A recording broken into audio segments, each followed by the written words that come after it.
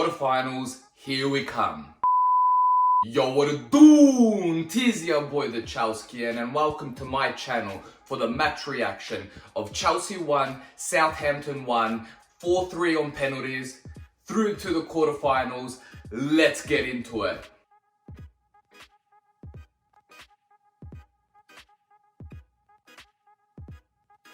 Now the other 7 in the quarterfinals are Liverpool, Tottenham, Leicester, Arsenal, Brentford, Sunderland, and most shocking of all, West Ham.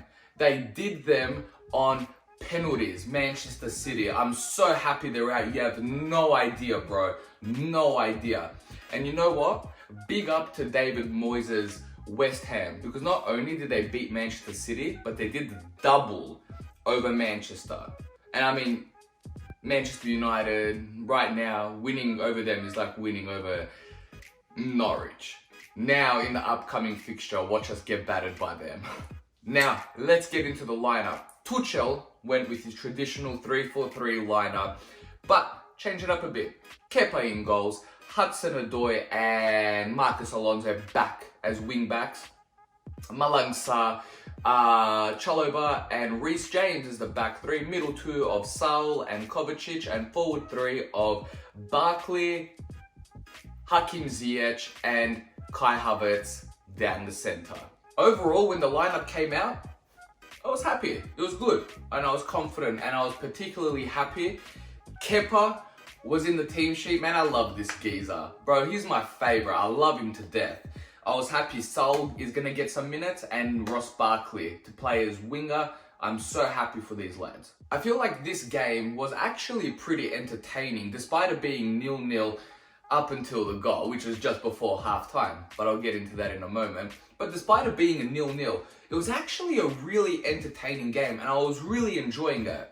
But the most disappointing thing was the fact that I felt like we deserved to win in normal time with the amount of chances that we had. I felt like it was undeserving to go through on penalties, but that always makes it more dramatic. But nonetheless, we went through. Let's get into it. First big chance comes in the 5th minute.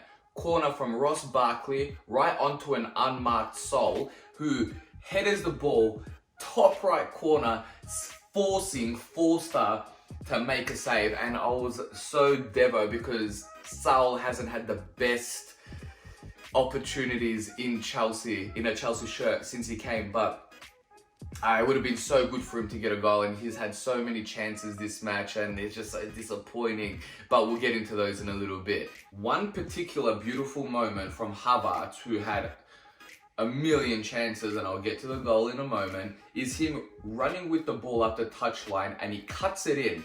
He takes on a man or two and he just whips the ball from outside the box, far right top corner, and it just goes over.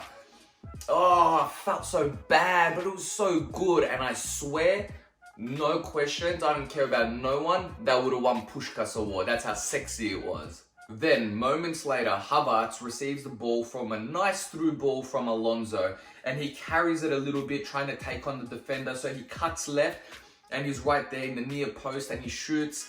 He goes for about that top left corner section, but the keeper saves it. Forster doing pretty well so far, but so is our attack, but we haven't been able to beat them yet. But in the final moment of added time, or just before added time, Ziyech whips in a cross, and in the center of the box, you have Kai Havertz, who's the lankiest person on the field, unmarked, just boop, headers the ball into the top right corner. Forster couldn't do nothing.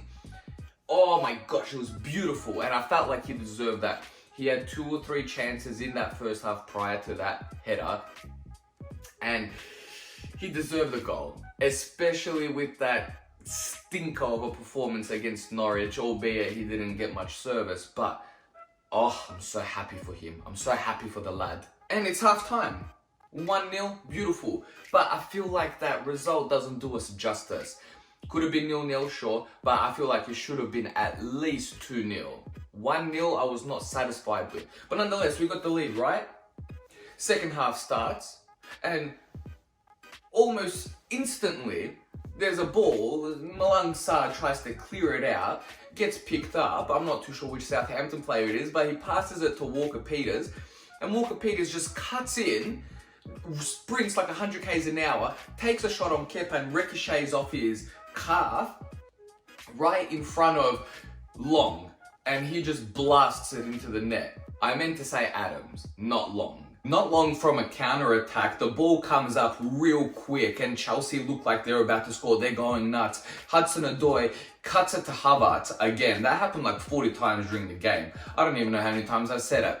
Then Havertz cuts it for Mason Mount and he just misses him millimeters. Then Sol comes up and blasts it. And it's an empty net and it's just fading and it drifts wide to the right. And I'm so devastated because he deserved to score that, man. He had so many opportunities and it's just so unfortunate. I believe he had 2 missed headers. Oh, well, he headed them twice, but the keeper saved them twice. Oh my gosh, man. Poor guy. Then, 2 big moments from Kepa Arrizabalaga in the dying moments. 2 saves from corners in the literally added time, 30 seconds apart.